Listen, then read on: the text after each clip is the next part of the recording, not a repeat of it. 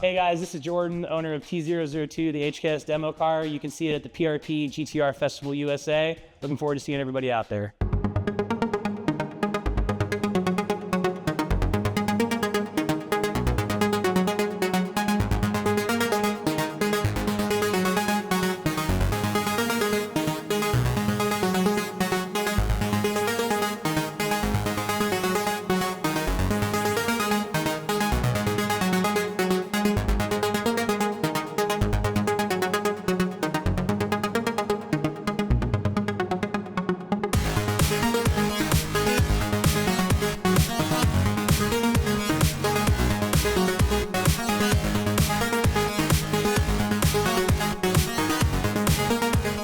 All right, I've landed in Phoenix, Arizona, and I've come straight to a very special place, and that's to see Jordan. You may know him as Lowballer GTR on Instagram, and Novice Car Collector is the new name as well, right? Yeah, it kind of keeps for the privacy what's left of it. I obviously know you from meeting you at SEMA with the HKS T-002 demo car. That made me think you were cool, but apparently you've got other cars but, you know, we could maybe look at, right? Just a couple of things. A few more. Yeah. But first up, for our viewers, the big news is, I think we've already announced it, but let's just tell them again, this is coming to PRP GT-R Festival USA, right? Yeah, we're really looking forward to bringing the car out and sharing it with all the GT-R enthusiasts. Well, something that's really cool, people probably don't know, is HKS USA is in the same city as you. So you get to spend time with them, hang out with them, see them, and it gives you the opportunity to probably own some other HKS vehicles. It's been cool. Let's take a look. Yeah, absolutely, Let's take a look. Yeah.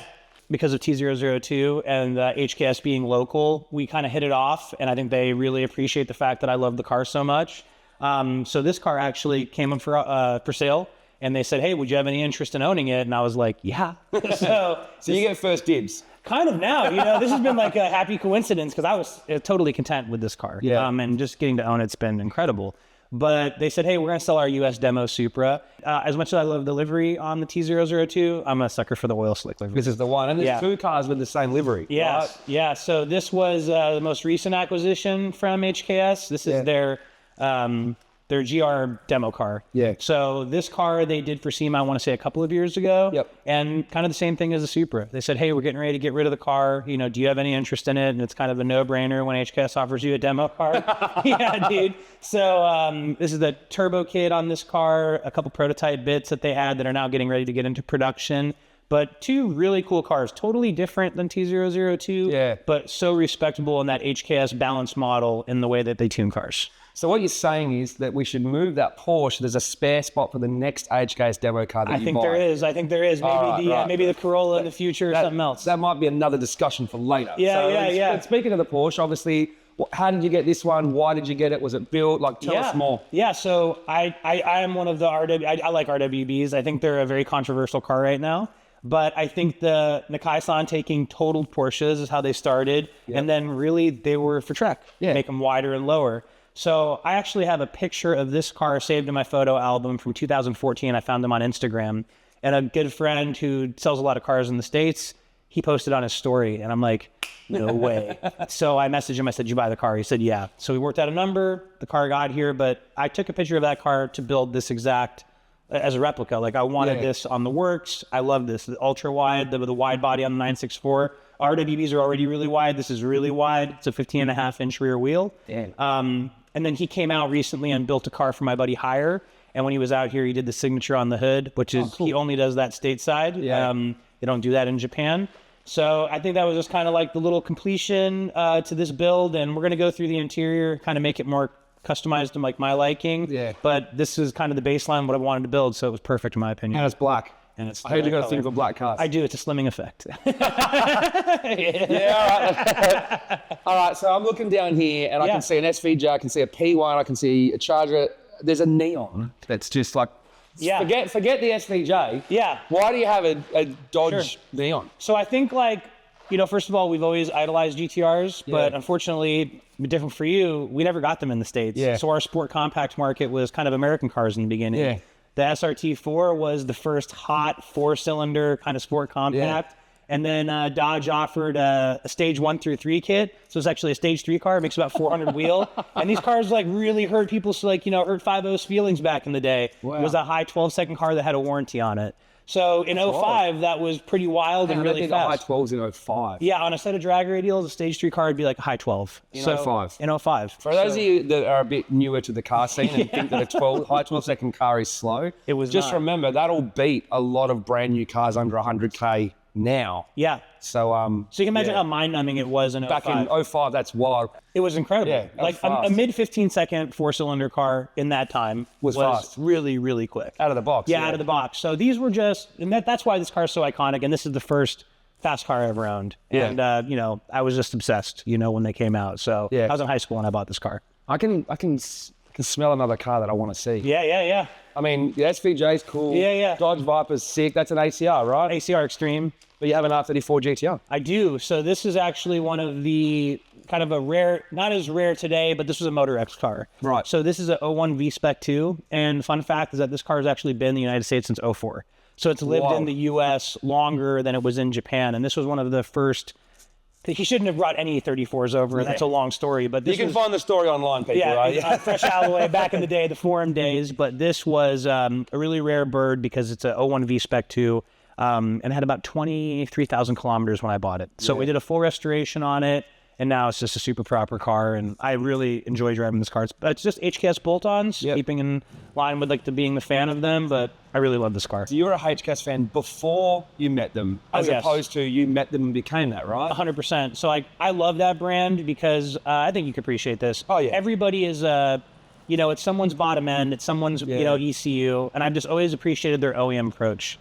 And I always loved them. And a buddy called me and said, hey, they're going to auction T-002. I didn't believe him because they're a very private company. I wouldn't have either. Yeah, and sure enough, it was real. It came to fruition. I won the car, and then we sent it back to HKS after that, and they had full restoration on the car. That's wild to think that you were a fan beforehand, managed to now have 3 demo cars, plus a bunch of parts on this, and call, obviously, HKS USA friends, right? Like, that's wild. Yeah, it's pretty surreal. And then when we went to Japan and, meeting the president and him having appreciation that I love the brand, and I'm like, my guy, you have no idea how much I love HKS. It's an honor to be here. I'll tell you a funny story, and these guys can hear it too. I had a Zoom call with HKS USA, obviously working out logistics of GT-R Festival, and I literally had it, so in the background was a HKS T51R Turbo. Yeah. A model car of the HKS S15 drift car, the red one, which this turbo tattoo is based off that turbo design from HKS. So I had a HKS turbo on my arm. And then what else did I show them? I had a bunch of other HKS parts and model cars and everything. So yeah, I'm like you. I was just the biggest fanboy of the JDM scene in the late 90s, early 2000s. Yeah. Before that, right at that sort of peak of GT-R tuning in Japan. So yeah, so for me, just to be near that car is surreal, let alone what it must be like to own it. So, yeah, and just watching it in options videos that we would get at this weird secondhand, because option videos were never here. So we'd go to this weird secondhand video store and try and go through the VHS copies, and it is surreal sometimes. I'd like to, it's good for our viewers to hear that, because if you just walked into this collection and saw an SVJ, there's a GT2 RS, there's a Dodge Viper ACR, there's another Porsche, there's a Z06, there's even a P1 here. But for someone that has a collection like that to still sit back and go, I went and found option VHSs and looked through them at demo cars from Japan. Yeah. You wouldn't think that. You'd think that they're the cars that are in the corner that someone else, told you to get or whatever. But for our viewers to hear that story and understand that, you're a fanboy of that stuff, just like I was back in the day. But then obviously now you've done well, so you've been able to afford some other pretty cool stuff. It's a cool story. It is, man. And I think that a lot of people lose track in they want to buy just something that's expensive. Yeah. And I think that's such a sin in automotive. Yeah. If you really love cars, right? Yeah. I mean, the Neon is weirdly enough one of my favorite cars. So I think that just owning a little bit of everything is important. And the JDM culture is truly why I'm probably as much of a car fanatic as I am today. Yeah. Those guys are pushing the envelope and building cars that even by today's standards are, the fact that T-002 is as fast as a McLaren Senna today is incredible. Back in 95, 96, that must have been mind-numbing to see. We got one of my favorite cars here, Porsche GT2 RS. There's a GT3 down there as well. Yep. Another Porsche. But let's have a look. I don't know. Actually, these two cars, the Corvette and the Porsche, I've driven both of those actually quite a few times. Yeah. But, pick. Which one's your favorite? Oh, man. It's a hard call. It's going to sound sacrilegious, but I think the new Z06 is one of the best cars you can buy. I agree. If you can get over the Corvette stigma, it's truly unbelievable. The interior, the fit and finish, it's not that plasticky GM that we're used to. Yeah. And what it looks like lap time and a bunch of test tracks and stuff that people have tested, they're about a half second slower than the new 992 RS, which is about 1 second slower than a Cup car. So, I mean, I just think for a third of the cost of the new RS, it's just... I was shocked. And I know that, like, the Porsche gods probably just shed a tear, but, I mean, it's an incredible car. I have no problem beating a Porsche while wearing denim shorts and New Balance sneakers. Oh, like, I'm cool with that. I got the outfit. Like, if the car is fast enough, I'll own that outfit and wear it. 100%, man. I feel the same, dude. And it's just, I've actually got a leather cell phone case with the... I'm going to wear it to Cars and Coffee one day. I'll have the whole get-up on, dude. Yeah, so I'm looking forward to it. We should dress up together one day and just drive it to Cars and Coffee. Both in denim shorts. Tube socks. White socks with a blue band. White New Balance shoes in blue, and then a white polo shirt. And Corvette hat. But it can't be an expensive polo shirt because you got to be cost effective. 100%. It's a Corvette. We're not going to get too bougie. Speaking of cost effective. Oh, man. The opposite. The opposite of cost effective in every way. This has just been a dream car of mine for a really long time. And I think that they're going to, my opinion, they'll follow suit with what the F1 has kind of done. I know the W1 is a really cool car, but I think it lost some of that McLaren magic. And I've just loved these for so long. The time was right. And I think before they went to the moon, like F40s and all these other cars that kind of slipped out of our hands, it was just the time was right. The fact that you still mention the T-002 in the same sentence as this is saying something. That's a car that I literally will just die with. And then after that, it will go to Japan. It will live at the HKS museum. So anyone wants to see it, it'll be there. When you die. When I die. Let's hope that's not too long. Another 40 or 50 years. So. Yeah, dude. I mean, I appreciate the tour. There's some awesome cars here. I know we could probably go for 10 hours, but I'm just glad you're keeping some heritage alive, man. And, Thank you, bro. Can't wait to see the GT-R Festival in Texas, 15th to 17th. You see that?